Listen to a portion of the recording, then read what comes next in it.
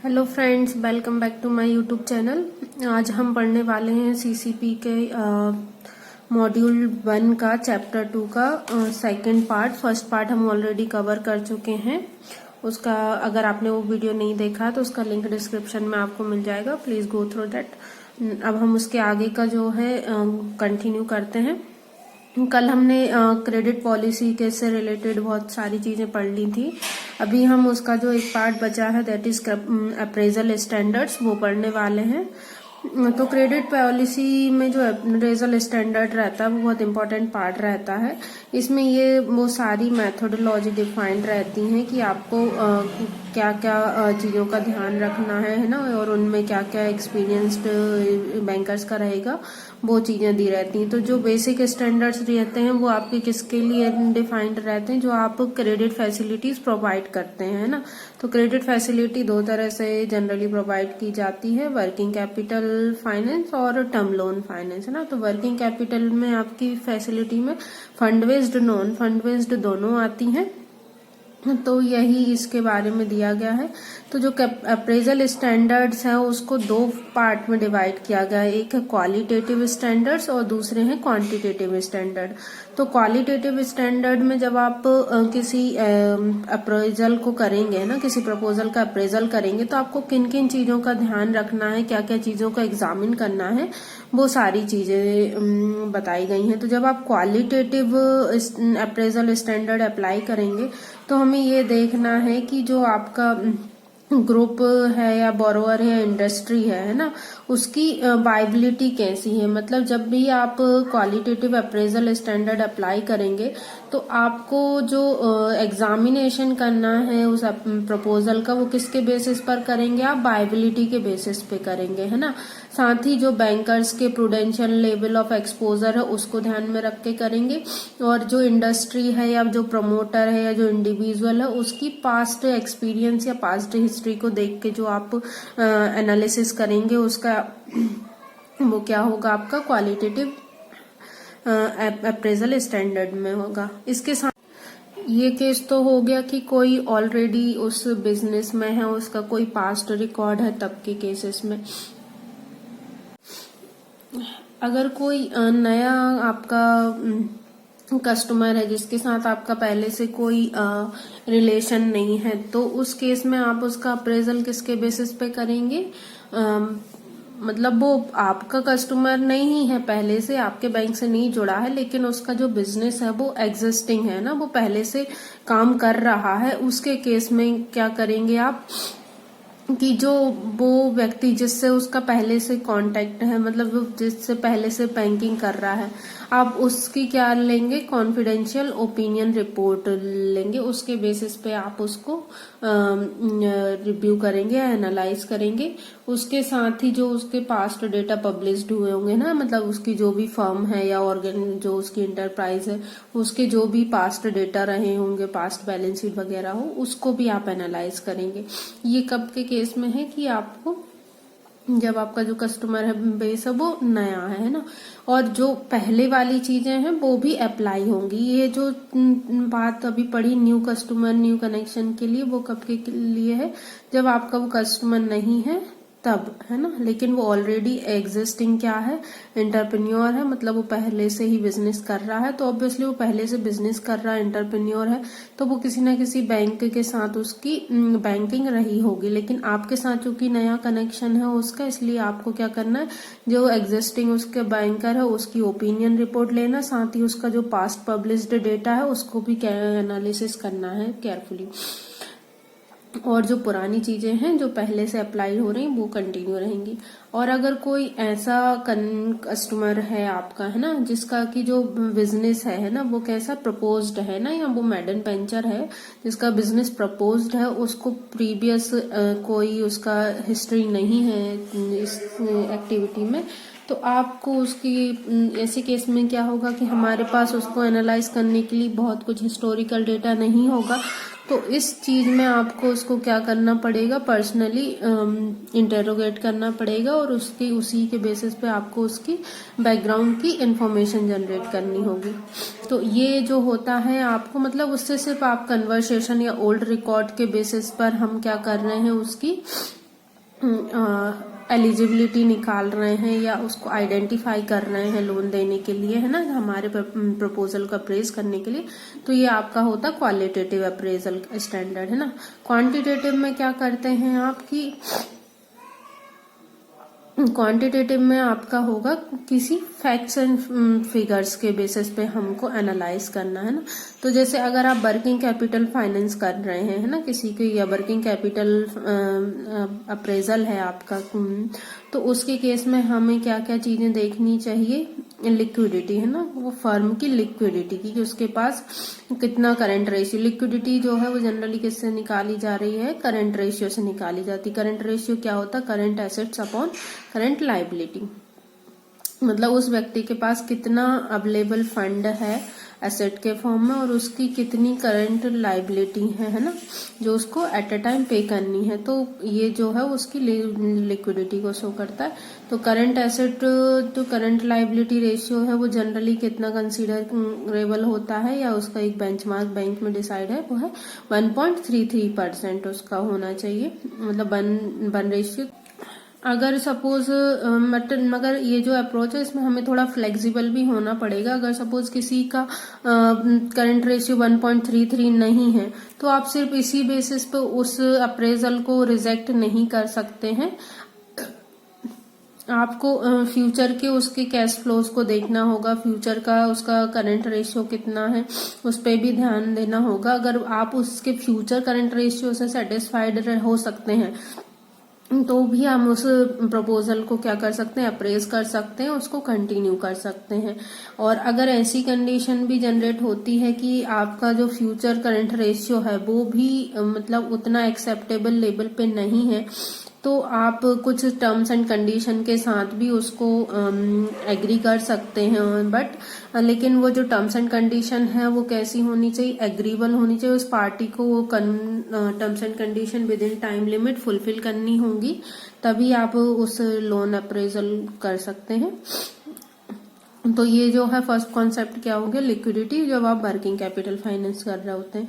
Second है आपका net working capital. जब आप नेट वर्किंग कैपिटल फाइनेंस करते हैं तो आपको एक रेशियो चेक करना होता है हमें, net working capital to total current asset, ये आपका होगा। ये जो रेशियो है उसमें हम क्या चेक करते हैं कि जो वर्किंग कैपिटल का मूवमेंट है उस फर्म का वो कैसा है। तो जो वर्किंग कैपिटल का जो मूवमेंट है उसको कैसे चेक करेंगे कि जो आपका long term sources of fund है और जो long term uses of fund है उनके बीच में मिसमैच कितना है। अगर वो आपका मिसमैच जो है वो बहुत ज्यादा है तो, और वो आपके एक्सेप्टेबल लेवल से बियॉन्ड है मतलब, तो आपको क्या होगा उसके केस में करेक्टिव मेजर सजेस्ट करने होंगे और इसको थोड़ा हमें होल्ड करना होगा। जब ये इसमें अगर आपके एक्सेप्टेबल लेवल से वो बियॉन्ड जाता है तब के केस में, तो वर्किंग कैपिटल के फ्लक्चुएशंस को भी हमें देखना होता है, और जो साथ में लॉन्ग टर्म आपके सोर्स ऑफ फंड है और long term use of fund है उनके मिसमैच को भी देखना होगा कि अगर बहुत ज्यादा मिसमैच है तो फिर हमें उस प्रपोजल को नहीं कंटिन्यू करना चाहिए, या फिर उसको कैसे करेक्ट किया जा सकता है वो फर्म को सजेस्ट करना चाहिए, उसके बाद हमें उसमें आगे काम करना चाहिए।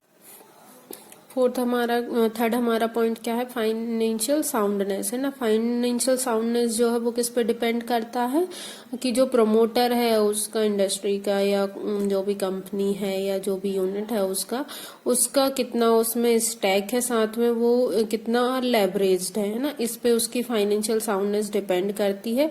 यहाँ पर भी क्या रहता है कि जैसे वो यूनिट किस एक्टिविटी में एंगेज्ड है उसके बेसिस पर उसका बेंचमार्क डिसाइड रहता है, तो उसको देखा जाएगा।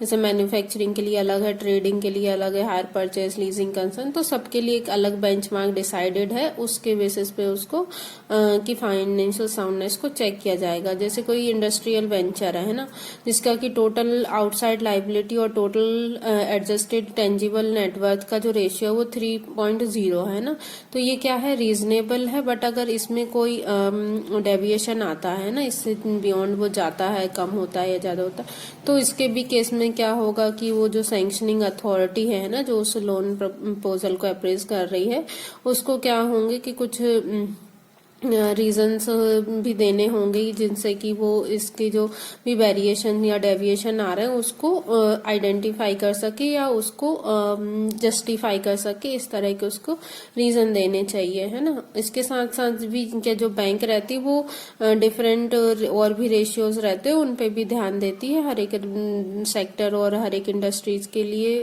उनकी जो पॉलिसीज है वो अलग अलग हो सकती हैं, तो उन पे भी ध्यान देना होता है। यहाँ पर फ्रेंड जो आपने अभी एक टॉपिक मतलब एक जो रेशियो आया वो है क्या, total outside liability and adjusted tangible net worth. तो एडजस्टेड टेंजिबल नेटवर्थ आपकी क्या होगी, जो भी आपकी टोटल नेटवर्थ है ना, उस टोटल नेटवर्थ में से हम जब हमारे टेंजिबल इंटेंजिबल एसेट्स को और जो इन्वेस्टमेंट है ना उसको हटा देते हैं, या और जो सब्सिडरी हमें रिसीव्ड होती हैं या प्रपोज्ड है उनको हटा के जो हमारी टोटल नेटवर्थ आती है उसको हम क्या बोलते हैं, एडजस्टेड टेंजिबल नेटवर्थ। ठीक है, तो इनका भी रेशियो आपका कितना होना चाहिए, 3.0 का है, और ये एक्सेप्टेबल लेवल होता है। इसके बियॉन्ड या इससे कोई डेविएशन होता है तो ये भी आपको जब वो अप्रेजल आप करेंगे तो जो सैंक्शनिंग अथॉरिटी है उसके वो पॉइंट्स उसमें लिखेगी उनकी क्यों है और इसके क्या वो और रीजंस दे सकते हैं जिससे कि उसको जो डेविएशन है उसको मिनिमाइज किया जा सकता है।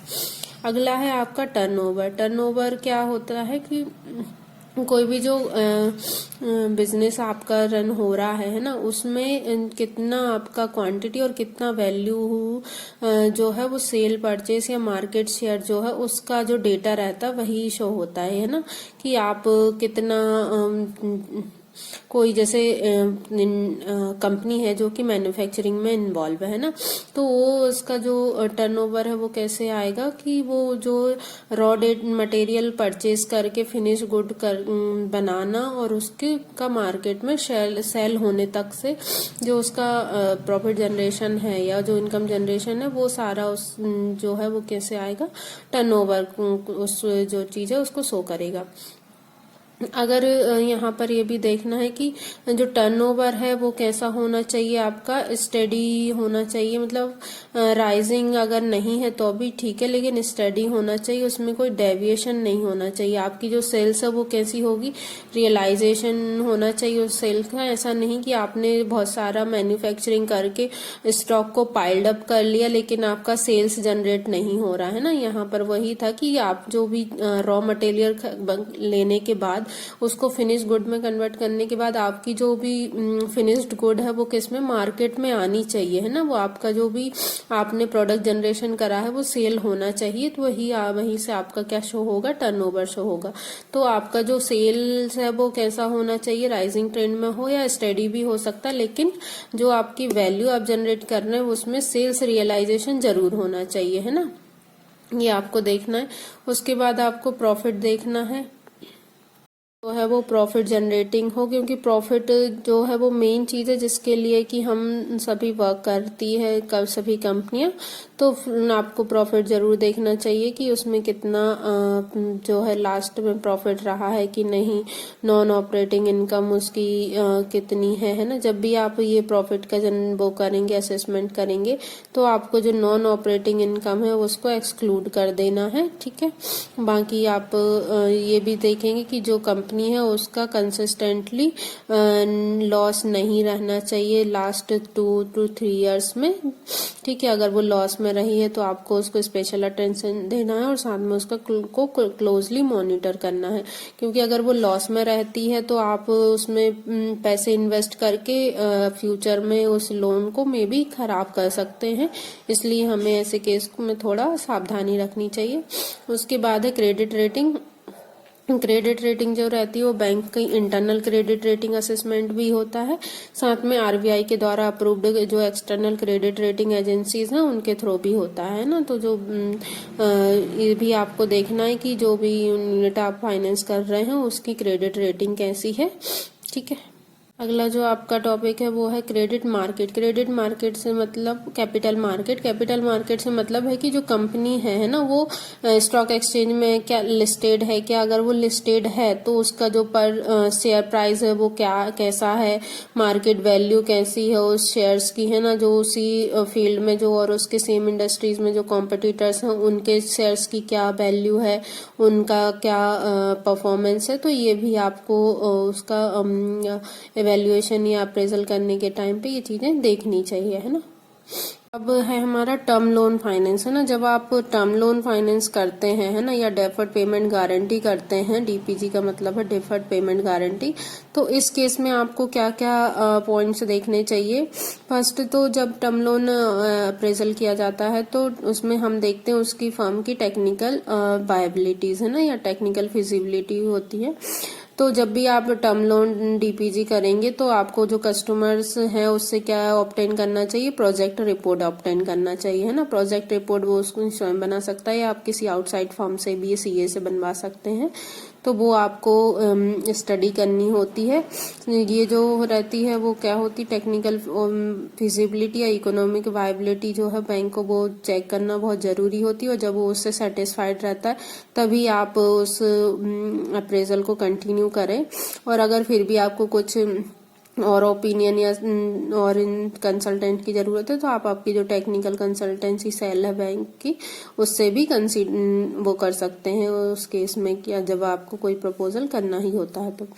अगला है प्रोमोटर्स कंट्रीब्यूशन। जब भी कोई भी फर्म रहता है उसमें प्रोमोटर्स का कंट्रीब्यूशन रहता है, तो अगर वो कंट्रीब्यूशन 20% से कम है ना, तो उस केस में आपको थोड़ा सोच समझ के करना चाहिए, क्योंकि एटलीस्ट 20% जो है वो होना चाहिए, ऐसा बेंचमार्क जैसा डिसाइड है बैंक का। और अगर फिर भी कोई डेविएशन है और बहुत ज्यादा बड़ा जो है प्रोजेक्ट है जिसमें कि प्रोमोटर्स का कंट्रीब्यूशन वेरी होता रहता है, वेरी होता है या हो सकता है, तो उस केस में आपको ये जो भी है इसकी परमिशन लेनी चाहिए, या उसको भी ये इस चीज के बारे में बोलना चाहिए कि वो किस लेवल तक का आप उसमें अलाउ कर सकते हैं, कि जैसे 20% से भी बिलो जाता है तो ये परमिशन भी उसको लेनी चाहिए। और सैंक्शनिंग अथॉरिटी को ये बताना भी चाहिए प्रमोटर को कि वो इतने तक की अगर इससे बिलो जाता है तो उसको बैंक को इन्फॉर्म करना होगा या बैंक से परमिशन लेनी होगी। अगला है डीएससीआर। डीएससीआर फ्रेंड्स बहुत ज्यादा इम्पोर्टेंट रेशियो माना जाता है जब भी आप टर्म लोन फाइनेंस करते हैं, कि जो भी आपकी टर्म लोन से जो उसका इंस्टॉलमेंट जनरेट हो रही है वो उसको सर्विस कर पा रही है कि नहीं यूनिट, क्योंकि ये हमेशा मंथली इंस्टॉलमेंट के फॉर्म में आती है। तो इतना उसका प्रॉफिट या इनकम जनरेशन हो रहा है कि नहीं, कि वो उतना जो डेब्ट है आपका वो पे कर पा रहा है कि नहीं। तो डीएससीआर मेजर किया जाता है। डीएससीआर जनरली जो है वो ये है कि आपका दो से कम नहीं होना चाहिए, और अगर ज्यादा ही है तो ग्रॉस बेसिस में आप इसका 1.75 से कम नहीं होना चाहिए।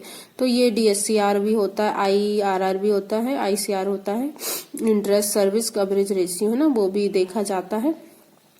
उसके बाद जो भी आप लोन करेंगे उसमें जो सिक्योरिटी मार्जिन है वो भी देखा जाता है, कि वो किस जो सिक्योरिटी मार्जिन है वो डेब्ट इक्विटी के बेसिस पे निकाला जाएगा, कि जो आपकी डेब्ट है उसका रेशियो और इक्विटी का रेशियो कितना होना चाहिए, 1.5 to 1 होना चाहिए। अगर इससे ज्यादा जाता है किसी केस में, जैसे मतलब कि डेब्ट आपका इक्विटी से ज्यादा हो रहा है बट 2 टाइम से ज्यादा नहीं होना चाहिए इक्विटी का, ये भी हमें ध्यान रखना होगा। तो ये फ्रेंड्स क्या है, क्वांटिटेटिव आपने वो पढ़े फीचर्स पढ़े हैं उस क्रेडिट पॉलिसी के अप्रेजल स्टैंडर्ड्स में। तो यहाँ पर हम किसी बेंचमार्क को बेसिस रख के वर्क कर रहे हैं, तो इसमें हमेशा आपको एक क्वांटिटी को लेके चलना रहता है। जैसे कि यहाँ पर आपने 20% का पर कंट्रीब्यूशन देखा, यहाँ पर एक रेशियो देख लिया, यहाँ पर भी मार्जिन देख लिया का सिक्योरिटी का, तो ये क्वांटिटेटिव बेस्ड हो गए। नेक्स्ट है हमारा लेंडिंग टू एनबीएफसी। आरबीआई ने क्या करा है, कुछ टाइम गाइडलाइंस इशू की हैं और हर टाइम टू टाइम उसको अपडेट करता है जब भी आप एनबीएफसीज को फाइनेंस करते हैं उसके लिए। तो क्या होता है कि जब भी कोई एनबीएफसी है ना, उसको क्या होता है कि आरबीआई के साथ रजिस्ट्रेशन कराना मैंडेटरी होता है, किसके अंडर, आरबीआई एक्ट के प्रोविजंस के अंडर, है ना। लेकिन क्या हुआ, मई 1999 से आरबीआई ने जो है वो बैंक क्रेडिट लिंकेज के लिए ये जो सीलिंग है एनबीएफसी की वो हटा दी है। और अब जो है कोई भी एनबीएफसी जो कि किस में इंगेज्ड है, लीज, इक्विपमेंट लीजिंग या हायर परचेज या लोन और इन्वेस्टमेंट कंपनी में इंगेज्ड है, उसको ऐसे रजिस्ट्रेशन की जरूरत नहीं है। लेकिन जो बैंक्स हैं वो इन एनबीएफसीज को जो है बैंक पर लोन दे सकते हैं, उसके लिए उनको कोई रजिस्टर होने की जरूरत नहीं है, या जो एनबीएफसी रजिस्टर्ड नहीं है उनको भी बैंक जो है फाइनेंस परमिट कर सकता है ना। ये जो डिसीजन है वो बैंक पर डिपेंड करेगा फुल्ली, और वो उसकी जो रीपेमेंट कैपेसिटी है ना, या उसके जो एसेट्स हैं और जो उनका रिस्क परसेप्शन है उसको देखते हुए बैंक इनको फाइनेंस कर सकता है, ठीक है। लेकिन कुछ रिस्ट्रिक्टेड भी एनबीएफसीज हैं जिनको कि बैंक फाइनेंस नहीं करता है, या वो अगर इस तरह की एक्टिविटीज में इन्वॉल्व है तो भी नहीं कर सकता है। और वैसे भी हमने पहले भी पढ़ा है कि बैंक जो है वो स्पेकुलेटिव पर्पस के लिए लोन नहीं देता है। तो यदि कोई एनबीएफसीज हैं जो कि किसमें शेयर्स और डिवेंचर्स में इन्वेस्टमेंट करती हैं, है ना, या अगर अपने सब्सिडरी ग्रुप्स को इन्वेस्टमेंट करती हैं या inter group inter corporate loaning करती हैं, तो उन एनबीएफसीज को जो है बैंक फाइनेंस नहीं करेगा।